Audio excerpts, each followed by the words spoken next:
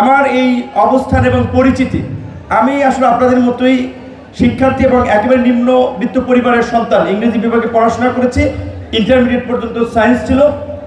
অনার্সে ইংলিশ নেওয়ার কারণ হচ্ছে বিসিএসে যাতে ভালো করা যায়, ব্যাকগ্রাউন্ড সায়েন্স আর গ্রাজুয়েশন ইংলিশে হলে তাহলে বিসিএসে ভালো করা যাবে। যে কোনো পরিস্থিতির কারণে বিসিএস দেওয়া হয় নাই, রাজনীতিতে এসেছি। সো সেই জায়গা থেকেই আমি মনে করি যে এখানে আপনারা যে বৈষম্যের কথা বিভিন্ন ক্ষেত্রে বলেছেন, এটা ঠিক যে ঢাকা বিশ্ববিদ্যালয়ের কিছু কিছু ক্ষেত্রে বিভিন্ন ক্ষেত্রে, যেমন শিক্ষকরা দেখবেন বিভিন্ন বিশ্ববিদ্যালয়ের ভাইস চ্যান্সেলর হয় যারা শিক্ষক সমিতির রাজনীতি করে, বিশেষ করে রাজনৈতিক দলগুলো ক্ষমতায় থাকতে ট্রেজারার রেজিস্ট্রার হয়। সেক্ষেত্রে জগন্নাথ বিশ্ববিদ্যালয় বোধহয় প্রথম দাবি করেছিল ভাইস চ্যান্সেলর ট্রেজারার এখান থেকে নিয়োগ করতে হবে, এটা ভালো দাবি ছিল। আর আমি সমসাময়িক প্রসঙ্গের বাইরে, আপনারা নিশ্চয়ই যারা একটু বই পুস্তক পড়েন, জর্জ অরওয়েলের অ্যানিমাল ফার্ম নামে একটা বিখ্যাত বই আছে। সেখানে একটা লাইন আছে যে all animals are equal but some are more equals than other. বাস্তব কথা, এটা আমরা বিভিন্ন ক্ষেত্রেই আমরা কিন্তু এটা দেখি আমাদের দেশে, কিংবা ধরেন আমাদের সংবিধানে আমাদের বিভিন্ন ক্ষেত্রে বলা আছে আইনের দৃষ্টিতে সকলের সমান, আইন সকলের জন্য সমান। আসলে কি আইন সবার জন্য সমান?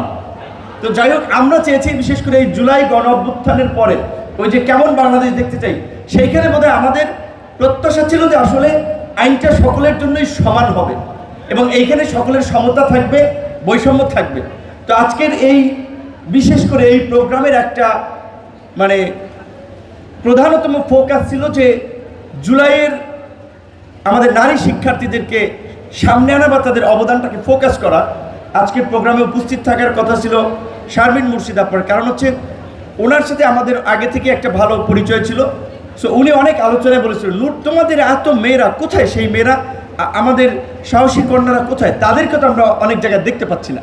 তো গতকালকে রাতেই চট্টগ্রাম বিশ্ববিদ্যালয়ের একটা মানে একজন শিক্ষার্থী, নারী শিক্ষার্থীর একটা বক্তৃতা শুনছিলাম।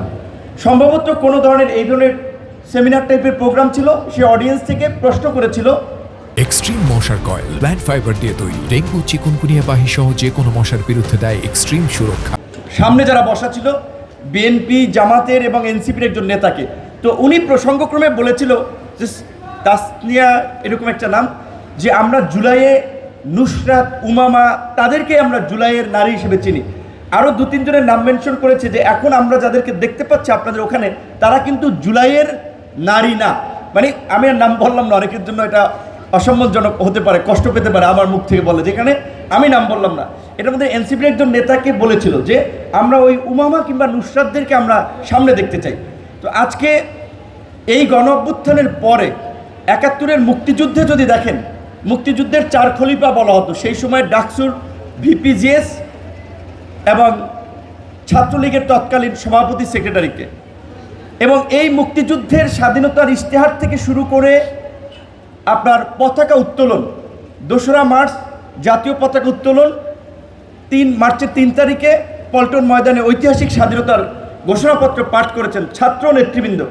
কিন্তু ৭১-এর পরে তারা কিন্তু রাষ্ট্র ক্ষমতা আসে নাই, কিংবা রাষ্ট্র ক্ষমতা নিয়ন্ত্রণ করতে চায় নাই, কিংবা ৯০-এর সামরিক স্বৈর শাসনের পতনের পরেও সর্বদলীয় ছাত্রৈক্যের ফলে সামরিক শাসনের পতন হয়েছিল, ছাত্ররা কিন্তু সরকারে আসে নাই। এইবার আমরাই সাজেশন দিয়েছিলাম যে তরুণদের একটা প্রতিনিধিত্ব সরকারে থাকতে হবে, কারণ তরুণরা সবসময় আন্দোলন করেছে, সংগ্রাম করেছে, জীবন দিয়েছে, তাদেরকে সবাই প্রশংসা করে। কিন্তু আমরা ওয়েস্টে দেখি মোস্ট অফ দ্য স্টেটসম্যান, সে মেল হোক ফিমেল হোক, অনেকের বয়স আছে বিলো 40 কিংবা 40-র কাছাকাছি অনেকের। আপনি সবচেয়ে আলোচিত ধরেন কানাডাতে জাস্টিন ট্রুডো যখন প্রধানমন্ত্রী হয়, কিংবা নিউজিল্যান্ডে যখন জেসিন্ডা আর্ডার্ন প্রাইম মিনিস্টার হয়, তাদের বয়স 35-এর বোধহয় কাছাকাছি ছিল। এবং অনেক ওয়েস্টার্ন কান্ট্রিগুলোতে এটা দেখি। এমনকি আমেরিকার স্বাধীনতার কিংবা আমেরিকার আজকের এই ডেভেলপমেন্টের যদি প্রাণপুরুষদেরকে দেখেন, জর্জ ওয়াশিংটন থেকে শুরু করে অনেকেরই বয়স, অনেক জাতীয় নেতার বয়স তাদেরও 40-এর কম ছিল।